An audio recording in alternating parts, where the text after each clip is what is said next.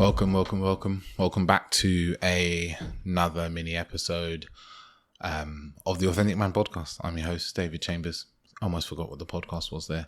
I forget that I've also got a podcast with my partner, also tuned in. If you're really interested in some relationship stuff, we've got 9 episodes of relationship bits and pieces. You can find that. And today I'm going to talk about what to do when your partner tells you she wants to feel more love from you, or just wants to feel you more. It's kind of almost one and the same thing often for men. This is something that's come up with some of my clients that are in relationship. And this is a lot to do with really how, as men, we are schooled, taught how to be with emotions, which in general is we're taught that, we shouldn't really fuck about with emotions. We shouldn't feel too much. Feelings are unnecessary. And this is not just a conscious learning we get. Sometimes it's unconscious. Sometimes we get hurt as children, or our emotions are ignored as kids and young people, or we're hurt in relationship and we learn erroneously that emotions are painful and we should stay away from them, or love is painful and we should stay away from feeling it and expressing it in any way. Or we are also taught that emotions are weak and feminine, and girly.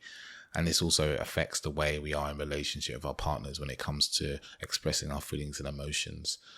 This is definitely something that I felt like a struggle with expressing love. Sometimes I almost feel, a bit like trapped, or like I think of the loving things and to say and do, and I almost think I'm doing them, but I'm not saying them and they're not coming out. They go through my mind and then they're gone again. That's something that I know many of the clients that I've worked with have felt a very, very similar way. We could just also be really stingy when it comes to love, right? Just like only giving a little bit because we don't want to get hurt, or we don't want to be we're afraid of being too much or over the top. And if I'm over the top, she won't like that. She'll think I'm weak and she'll leave me. Again, I've heard this also from clients as well, from men that I've worked with. I definitely used to feel it was unnecessary. Like, why do I need to always say these things or do these things? Like, she knows I love her. Why does she need this? And getting quite annoyed about that, actually. And, I've really changed my ways over the years. I'm still often, probably one of the areas I have to work on most is expressing and giving love and affection, because what to say, it doesn't come naturally to me. It's true and not true, but it's definitely an area of relating that's been, I wouldn't say a challenge, but something of a learning and a continual evolution inside a relationship. So, I'm going to talk a little bit about what I help my clients with and so forth. Like, one of the areas I think is really important is to learn around the different ways that we can give love, right? There's not just one way, and we all receive love in different ways and recognize it in different ways. A wonderful man called Gary Chapman, I'm pretty sure it's Gary Chapman, has written a book called The 5 Love Languages. The 5 languages are words of affirmation, aka compliments, quality time, gifts, acts of service, and physical touch. And these are kind of, commonly held as being, standard love languages. Often we give love in 1 or 2 of these, right? And we like to receive love in 1 or 2 of these ways. Sometimes they're the same, sometimes they're not always the same. Naturally doesn't come to me to give words of affirmations and compliments. That isn't necessarily my go-to love language to kind of give. I'm more kind of acts of service. I'd say acts of service, physical touch, quality time. Those are the ones I go to. Gifts are not something that I really get into naturally. Now, the problem can be and in my relation, for instance, also, her love language, her preferred way of receiving love is words of affirmation. Definitely. Words of affirmation, and I'd say probably physical touch and maybe quality time. Those 3 are probably the main ones, but words of affirmation are the main one for her. Now, you can imagine that that's a real mismatch for us, right? I'm not one to give words of affirmation. She wants words of affirmation. So she could easily feel quite unloved and uncared for and unappreciated. But she's told me she likes words of affirmation. These are conversations we had way back years ago in our relationship, which means that we communicate. So I give her words of affirmation very regularly, daily actually, in multiple different ways about multiple different things. And, she gives me acts of service and quality time. and so forth. And that really helps us exchange how we express love. And this is the kind of basics, right? These 5 languages. You can do tests online. You just Google love languages test, right? And find out what your partners are, what yours are. Because it's really important that we have an understanding of these basic kind of love languages and how we give and receive love.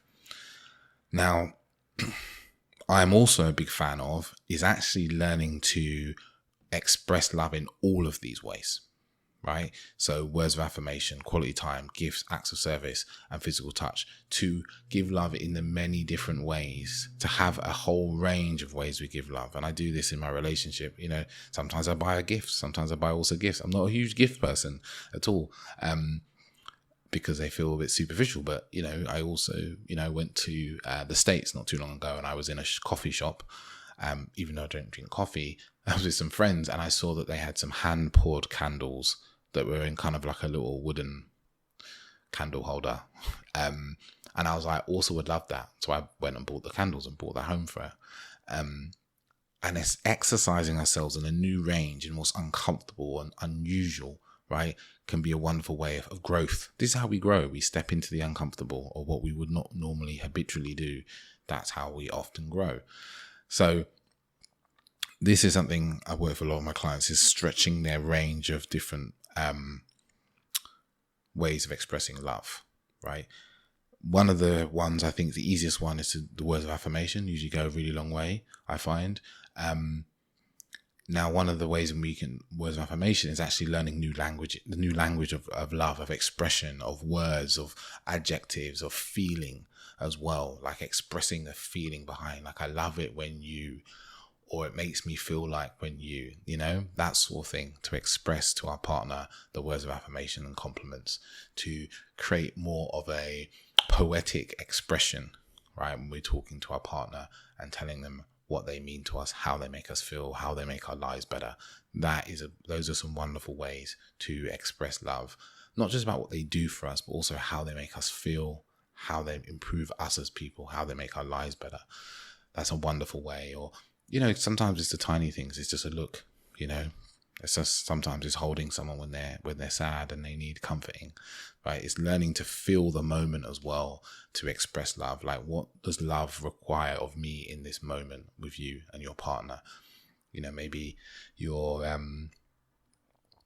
you know, we had an experience last night. I mean, also we were sitting down, listening to some music, and then we stood up and we danced beautifully and seductively. And one of the things that I actually did is, we live in an apartment and it's got big wide windows, and I shut the blinds, I shut the curtains, and I don't know, it just came to me like, this is private. I want to not have the outside world looking in, even though no one can really see us because we're on the 5th floor. But there was something intimate about that, and that really was a really beautiful moment for her. She felt very loved and taken care of, right? These are the tiny ways in which we can express love to our partner. One of the things also is listening to our partner's feelings and emotions, holding space for them, their experience, their feelings and emotions, without inserting our thoughts, opinions, judgments, or problem-solving capabilities into that.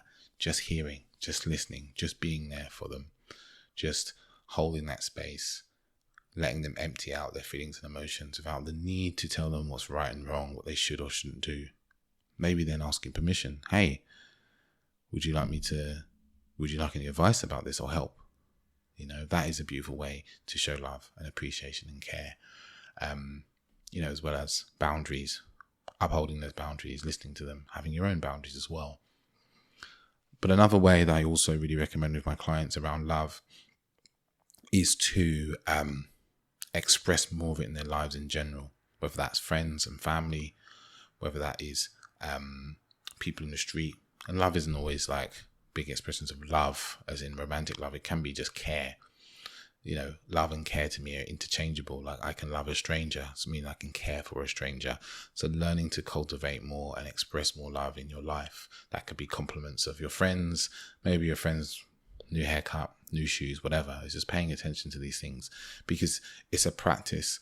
This expressing love, gratitude, appreciation is a practice that we have to kind of really train ourselves in daily, weekly, monthly, so that we expand our self-expression, expand our love expression, expand our emotional capacity and expression, right, as well.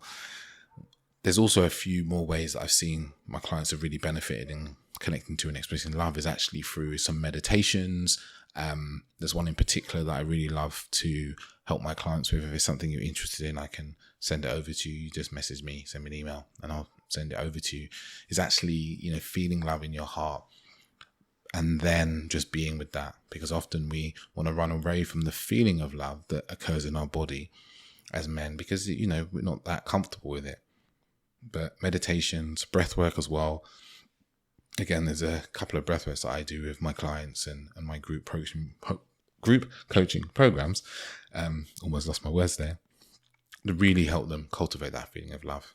It makes a huge, huge difference for us when we just bring love to mind, people we care about, people we love, and enables us to feel it and then express that more in our lives. And our partners feel that. Before I finish up, I'll let you know that I've got my 12-week program coming up in September. It's really a beautiful, life-changing program that I run for men. I'm really excited about running the program again because it's got into a really lovely groove. The men that have been on there are really seeing a huge change in their life go on long after the program finishes. People are getting new jobs. People are increasing their businesses. People are enjoying their dates. Their relationships are improved. The intimacy in their relationships expands and increases. The love in their relationship increases. All sorts of things like that. And it's really about helping the men in the program, take more personal power into their life, confidence, self-esteem, well-being, connection, and freedom. That's what I think the main components are. And I talk about topics like sexuality, intimacy, connection, relationship leadership, leading in your dating life, stepping into masculine energy and power, creating deeper presence in any moment, powerful communication tools so that you can feel and be felt in the moment by people and understand and be understood. Because this is one of the big things I see for us as men, as people, is that we're so locked in our heads. We are listening to the story we have about other people and not listening to the other people themselves. And that gets us into so much strife and trouble when it comes to relationships and dating. And as I said, this starts in September. If it's something that interests you, if you've been interested in my work, then this is a perfect program to go deeper into this with a group of men who will support you, who are in the same space as you, and I'll be guiding you through the program. It's a well-trodden path now. So if it's something that's interesting to you, go down below, drop me an email, just say program that you're interested in it, then we can have a conversation about how we can move forward with that. Well, until next time, ciao, ciao.